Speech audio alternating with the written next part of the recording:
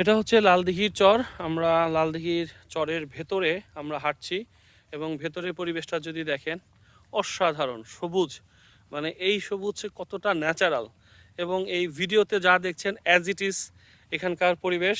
আমি যেহেতু কোনো এডিট করি না, সো ন্যাচারাল যে সৌন্দর্য সেটাকে তুলে ধরি।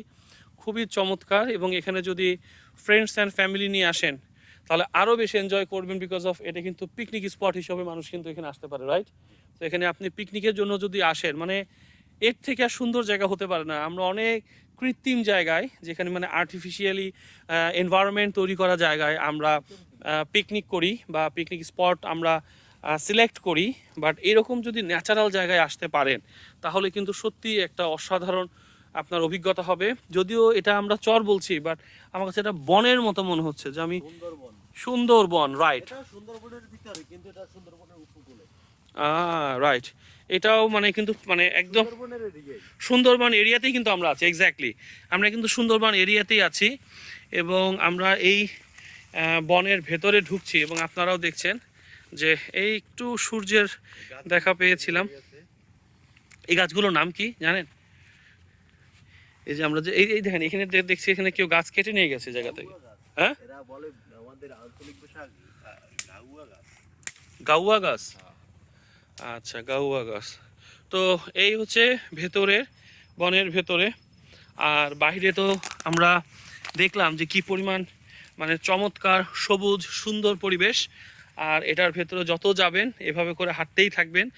আরেকটা তথ্য দিয়ে রাখি, সেটা হচ্ছে আমি যেই রিসোর্টে আছি, হরিণঘাটা রিসোর্ট, এই রিসোর্ট কিন্তু বাংলাদেশের দক্ষিণে সর্বশেষ একটা রিসোর্ট বা একটা বাসা বা একটা থাকার স্থান। এরপরে কিন্তু আর কোনো মানুষ মানে মানুষের থাকার কোনো জায়গা নাই, বিকজ অফ এটা হচ্ছে লাস্ট পয়েন্ট, একদম লাস্ট পয়েন্ট, ঠিক আছে?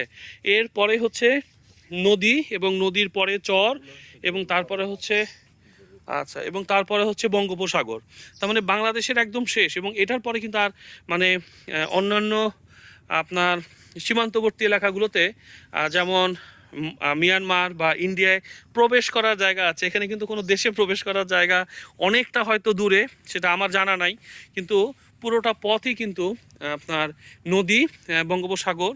এবং এটা হয়তো আরও আপনার সাগর, এই সাগরের শেষটা হয়তো বা অন্য কোনো একটি সাগরের সাথে হয়তো মিলে গেছে। তার মানে পুরোটাই কিন্তু এখানে নদী এবং সাগরে বিধৌত একটি বিস্তীর্ণ এলাকা। এখানে আমাদের এই রিসোর্টের পরে আর কোনো মানুষ এর পরে থাকে না, বিকজ অফ রিসোর্টের পরে হচ্ছে এই হরিণঘাটা যে পর্যটন কেন্দ্র, যেই বন, সেই বনটা শুরু।